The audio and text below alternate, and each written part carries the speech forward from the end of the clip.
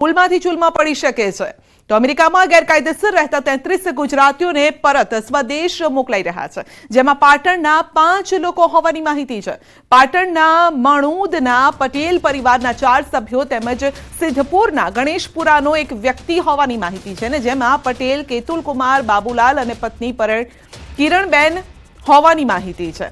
તો સિદ્ધપુરના ગણેશપુરાના રાજપૂત સતવાનસિંહ વજાજી હોવાની વિગતો પણ સામે આવી છે। વધુ અપડેટ મેળવીશું સંવાદદાતા અશરફ પાસેથી। અશરફ, 33 ગુજરાતીમાંથી 5 પાટણના।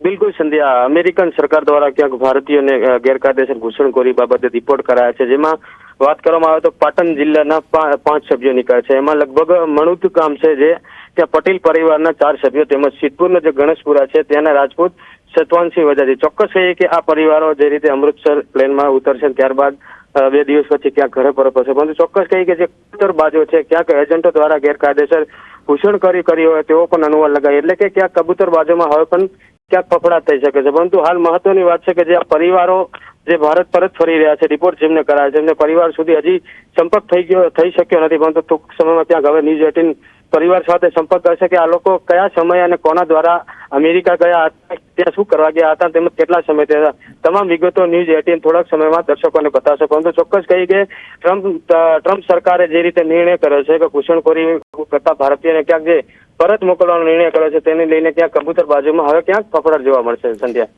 જી, આ સાથે જ અશરફ, હવે એ એજન્ટો પણ ફફડી ગયા હશે, એ એજન્ટો પણ કદાચ અંડરગ્રાઉન્ડ થઈ ગયા હશે આ વાત સાંભળીને કે જે વ્યક્તિઓને તેમણે મોકલ્યા હતા ગેરકાયદેસર રીતે મસ્ત મોટા રૂપિયા ખંખેરીને હવે એ લોકો પરત આવી રહ્યા છે, ક્યાંક તેમના નામ ન ખુલી જાય।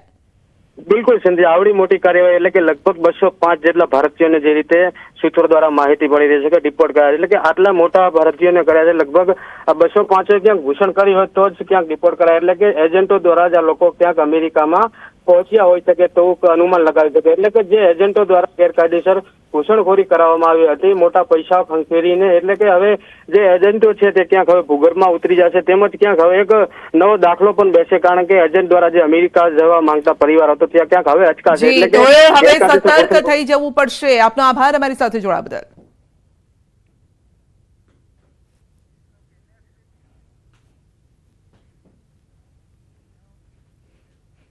તો અમેરિકામાં ગેરકાયદેસર વસતા ભારતીયો પર અમેરિકાની સરકારે મોટી કાર્યવાહી કરી છે અને તેમને ડિપોર્ટ કરી દેવાયા છે। ત્યારે ઇન્ડો યુએસ મીડિયાના એડિટર દિગંત સોમપુરાની પ્રતિક્રિયા સામે આવી।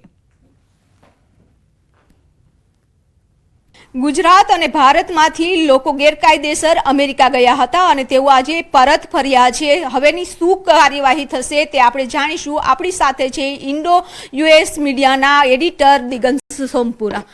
સર, જે રીતે ગેરકાયદેસર રીતે લોકો જ્યારે જતા હોય છે કોઈ પણ કન્ટ્રીમાં, ત્યારે પોતાનું ફ્યુચર તો ખરાબ કરે છે પણ દેશનું નામ પણ ખરાબ કરતા હોય છે। આજે એવા જે લોકો હતા અમેરિકામાં કે જેને આજે પરત ભારત ફરવું પડ્યું છે, શું કહેશો?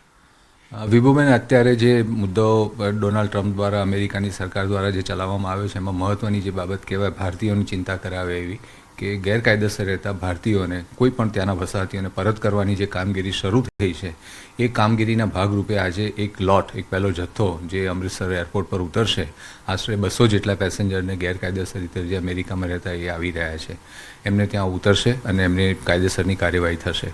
વિભુબેન, આ તમે જે સવાલ કર્યો એ બહુ સાચો અને બહુ મહત્ત્વનો છે। પરદેશ જવું આપણા માટે એક સારી બાબત છે, પોતાના વિકાસ માટે, પોતાના સમાજના વિકાસ માટે, પરિવાર માટે, પણ તમે ખોટા રસ્તે જાઓ છો ત્યારે આ પરિસ્થિતિનો તમારે સામનો કરવો પડે, તમારા પૈસાનો બગાડ થાય, તમારી સામાજિક પ્રસિદ્ધિ પણ બગડે, તમારે બીજી રીતે પણ તમે હેરાન થાઓ। આવા સંજોગોમાં મહેરબાની કરીને તમારે પરદેશ જવું હોય કોઈ પણ સારા કામ માટે તો સારા રસ્તે સાચી રીતે જાઓ, કારણ કે ખોટી રીતે જવા માટે તમારે આ રીતે હેરાન થવું પડે।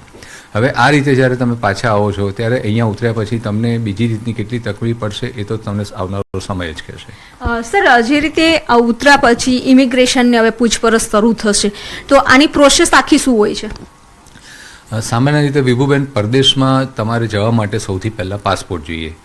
જે દેશના તમે નાગરિક છો એ દેશનો તમારી પાસે પાસપોર્ટ જોઈએ। પાસપોર્ટના આધારે તમે બીજા દેશમાં જઈ શકો અને એ બીજા દેશમાં જવા માટે તમને જે તે દેશ તમને એક આવવા માટેની એક એન્ટ્રી પાસ જે આપે એને આપણે આપણી ભાષામાં વિઝા કહીએ છીએ, મિશનની લેંગ્વેજમાં પણ એને વિઝા કહેવાય, ટ્રાવેલ ડોક્યુમેન્ટ કહેવાય।